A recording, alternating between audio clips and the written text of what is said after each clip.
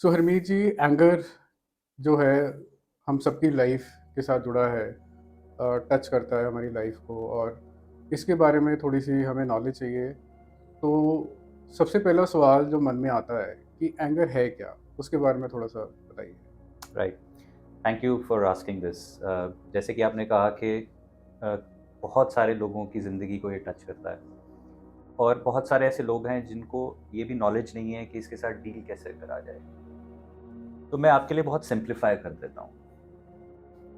Anger एक किसी भी और तरह, जैसे कोई भी और इमोशन है, वैसे ही एक एंगर एक इमोशन है। जैसे कि हैप्पीनेस एक इमोशन है, कोई खुश है, कोई उदास है, कोई एक्साइटेड है, वैसे ही एंगर जो है उसी तरह का एक इमोशन है। और ज़्यादातर ये इमोशन आता है एज अ सर्वाइवल मैकेनिज्म। यानी कि जैसे अगर मान लीजिए आपके सामने कोई तलवार लेकर आ रहा है, लड़ने आ रहा है, तो हो सकता है कि वहाँ पर आपको एंगर की ज़रूरत पड़े। राइट। अगर कोई भी बैटल पे जा रहा है, वो हंसते खुशी हुए जोक सुनाते नहीं जाएगा, उसको एंगर की ज़रूरत है। तो एंगर एक इमोशन ही है, सिर्फ फ़र्क ये पड़ता है कि हम वो एंगर को कहाँ बाहर लेकर आ रहे हैं। So does that answer your question? Yes, that answers the question.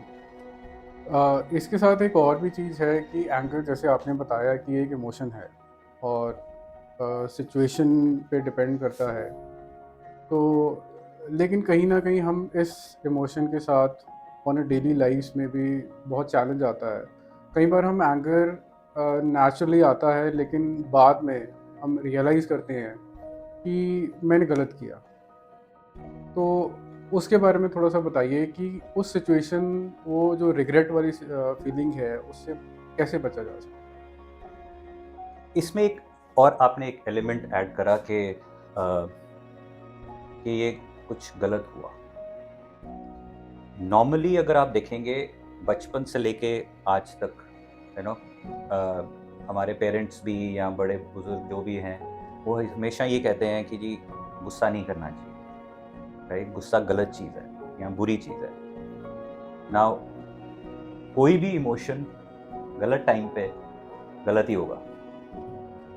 Right. So specifically गुस्से को गलत इसलिए बोला गया है क्योंकि शायद लोगों को पावरफुली उसको डील करना नहीं आता है। जनरली अगर आप कोई भी सिनेरियो लें अपनी लाइफ का, हो सकता है वो चाहे घर के अंदर है या बाहर, किसी कस्टमर के साथ है या आपके ऑफिस में है, जहाँ पर आपको लगता है कि गुस्सा नहीं आना चाहिए था और आ गया, तो उसका जो इम्पैक्ट है वो आपको हो सकता है बाद में रिग्रेट दे, आपको गिल्टी फील कराए कि यार मैंने क्यों करा।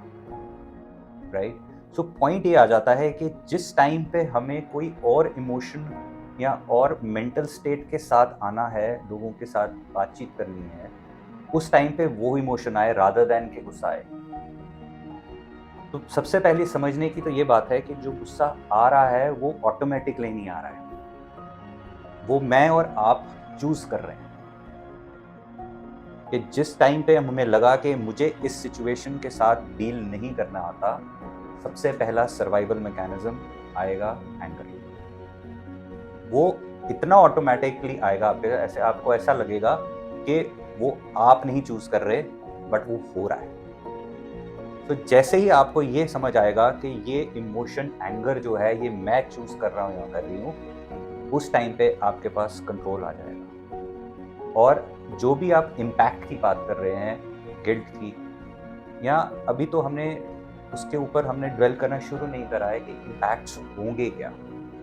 तो उसके लिए हमें आपकी ज़िंदगी से हो सकता है कि एक हम ऐसी सिचुएशन लेकर आएँ जिस पे हम उसको डिस्कवर करें और आपके लिए एंगर को ट्रांसफ़ॉर्म कर पाएँ किसी और इमोशन के साथ। तो क्या उसके लिए तैयार हैं?